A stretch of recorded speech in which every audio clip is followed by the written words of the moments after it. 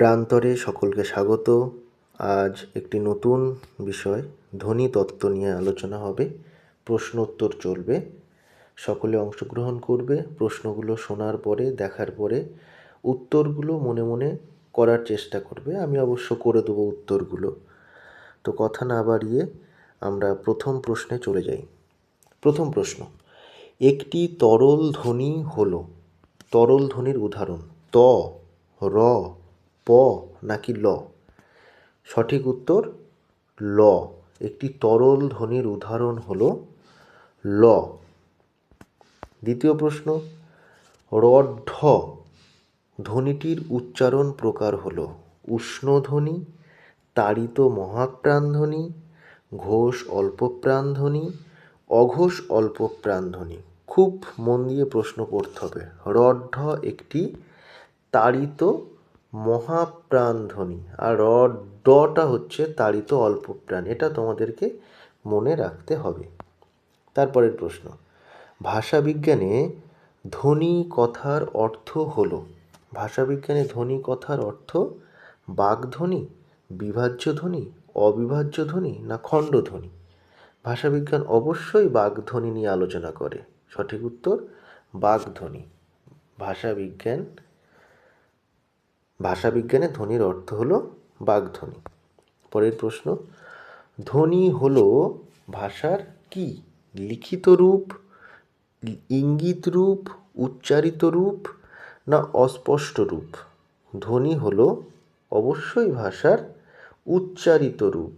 ধ্বনি মানে শুধুমাত্র উচ্চারিত রূপ নিয়ে আলোচনা। পরের প্রশ্ন, একটি কম্পিত ধ্বনি হলো। কম্পিত ধ্বনির উদাহরণ বিভিন্ন পরীক্ষাতে আসে, বিভিন্ন কম্পিটিটিভ এক্সামগুলোতে আসে। উচ্চ মাধ্যমিকের থার্ড সেমিস্টারও আসতে পারে আসার মতো প্রশ্ন। যে কটি প্রশ্ন এখানে আলোচনা হচ্ছে প্রত্যেকটির মধ্য থেকে যে কোনো প্রশ্ন আসতে পারে, আবার প্রত্যেকটিও আসতে পারে। একটি কম্পিত ধ্বনি হলো সঠিক উত্তর র।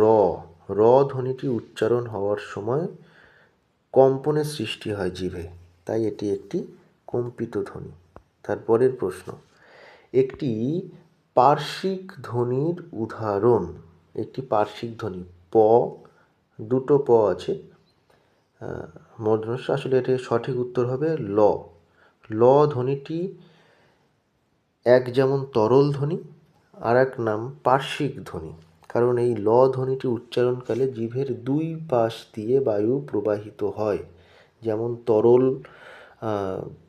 জিভের উপরে রাখলে দুপাশ দিয়ে গড়িয়ে পড়ে, ঠিক তেমনিভাবে বায়ু প্রবাহিত হয় দুই পাশ দিয়ে, তাই এর নাম তরল ধ্বনি। আবার দুপাশ দিয়ে যায় প্রবাহিত হয়, তাই পার্শ্বিক ধ্বনিও বলা হয়। এটা মনে রাখবে, ল পার্শ্বিক ধ্বনি, আবার তরল ধ্বনি। পরের প্রশ্ন, অবিভাজ্য ধ্বনির মধ্যে পড়ে না। এই চারটি অপশানের মধ্যে কোনটি অবিভাজ্য ধ্বনির মধ্যে পড়ে না? ক্লাস 12-এর সিলেবাস থেকে প্রশ্ন। ব্যঞ্জনধ্বনি, দৈর্ঘ্য, সুরতরঙ্গ, শ্বাসাঘাত। সঠিক উত্তর ব্যঞ্জনধ্বনি। ব্যঞ্জনধ্বনিটি সঠিক উত্তর। এটি অবিভাজ্য ধ্বনির মধ্যে পড়ে না, বাকি সবগুলো অবিভাজ্য ধ্বনি।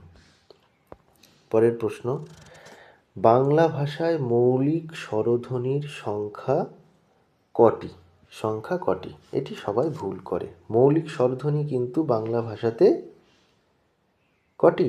7টি। মোট স্বরধ্বনি 11টি বাংলা ভাষাতে, কিন্তু মৌলিক বললে মৌলিক স্বরধ্বনি 7টি। পরের প্রশ্ন, উষ্ণ ধ্বনিটি হলো তালব্য ত, হ্রস্ব হ্রস্বই। এর মধ্যে উষ্ণ ধ্বনি কোনটি? তালব্য শ। সঠিক উত্তর উষ্ণধ্বনি। তারপরে বলছে খণ্ডধ্বনির অপর নাম হলো। খণ্ডধ্বনির অপর নাম ক্ষুদ্রধ্বনি, ক্ষুদ্রতম ধ্বনি, বিভাজ্য ধ্বনি, অবিভাজ্য। খণ্ড তাহলে বিভাজ্য, খণ্ডধ্বনি বিভাজ্য ধ্বনি। ধ্বনিতত্ত্বের উপরে আরও প্রশ্ন উত্তর জানতে তোমরা অবশ্যই আমাদের পরবর্তী পর্বটি দেখো এবং চ্যানেলটিকে সাবস্ক্রাইব করে নাও সবার আগে এই ধরনের প্রশ্ন উত্তর পেতে। আজ তবে এ পর্যন্তই। ধন্যবাদ।